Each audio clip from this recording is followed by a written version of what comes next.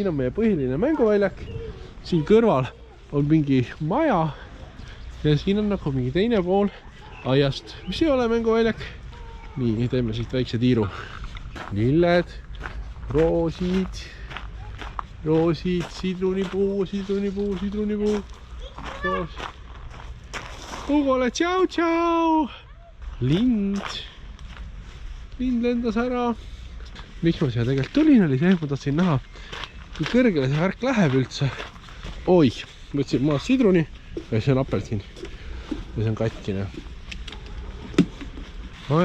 Purskaev, for the good, funktsiooni kohta, fountain, ja see on vist linnamüür.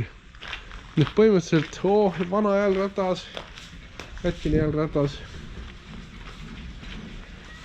Veinipress, pitsaahi. Mis siin on siis? Veiniladu.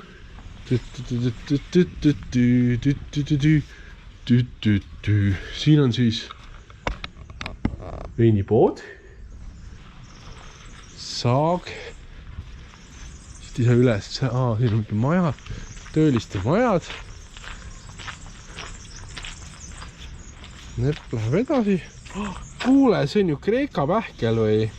Need on küll Kreeka pähklite moodi välja. Siin on sidruni kohta kiri. Kes seal üleval on nagu suuremaed.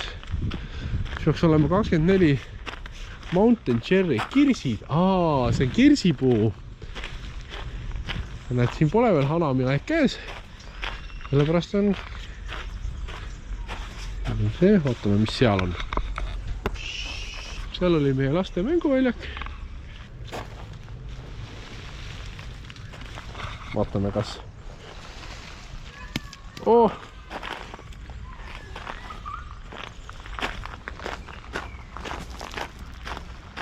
juba ja apelsini lõhn on küll. Ma raputasin puud, tuli alla sidrun, aga ma ei ole kindel, kas on söödav. Ja siis ma võtsin ühe puu pealt apelsini, mis tundub täitsa ilus, aga võib-olla see on toores. Lõhnab küll nagu apelsin. Ja seal oli täiega apelsini lõhn üleval. Tegelikult on siin ka samutoimist Eestiks, mis on ju täiesti pesueht ristikein, näed. Ja mänguväljakul maas. Oleks seda uskunud. Ja tahtasid ju põhipuudega.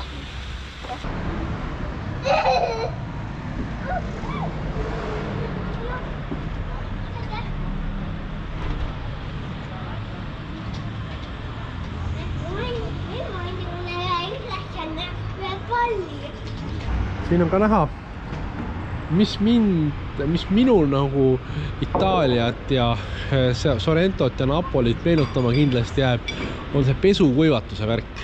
Et seal on ka viimasel korrusel jälle pesud kuivad. Igal pool, iga akna peal pesu kuivab. Et seal ka pesu kuivab. Kas sealt teises majas? No, seal on minu arust ka näha, et näed, seal on kindlasti rõdu peal kuivad pesud. Tegelikult siin lühikeste pluusiga on natuke jaheda võitud, on ikkagi pika pluusi vaja. Aga muidu on tore.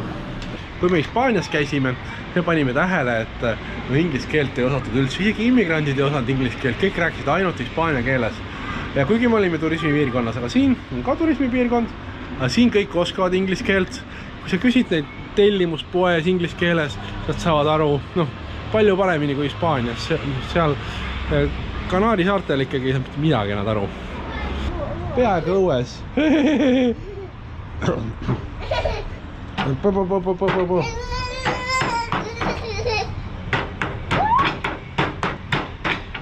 Remont igal pool seal esimesel korrusel, kuskil mujal ma nägin ka.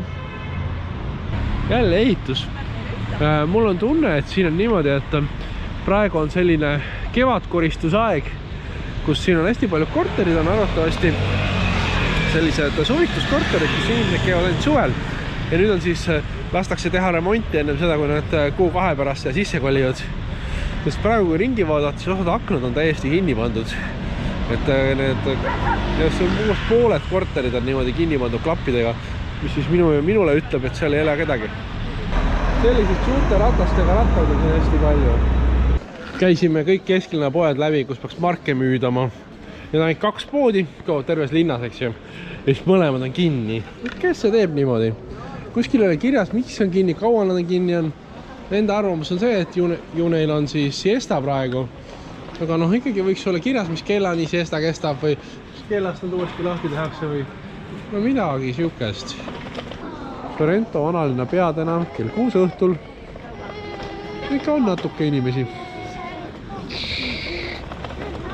Aga need turistiasjad hakkavad ikka kokku tõmbama. Kui ma hommikul ennem 10 siin tulime, siis oli näha, kuidas lahti pakiti eriti neid suveniirinänni kohti, aga nüüd on ikka kitsamaks tõmmatud, kui nad on.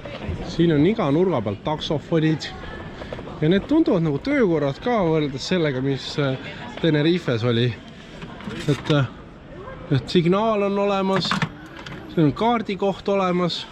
Ma arvan, et need töötavad perjus siin. Mis sa arvad? Meie saak tänane. Ja täna käisime poes ja ostime sellist saia. Mingi mandlite ja pähklite ja rosinatega või midagi. Vaatame, ostime sellise fancy Itaalia koogi. Vaatame. Vaatame, kuidas me selle Itaalia koogilt lahti saame. Iga ei saaks. Nii, see on nüüd Itaalia sai. Jänkukujuline või? Kas see on jänkukujuline? Nii. Vau, mis asja?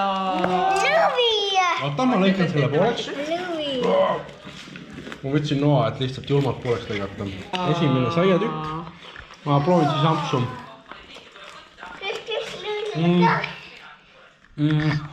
Täiesti sai, aga täitsa hea.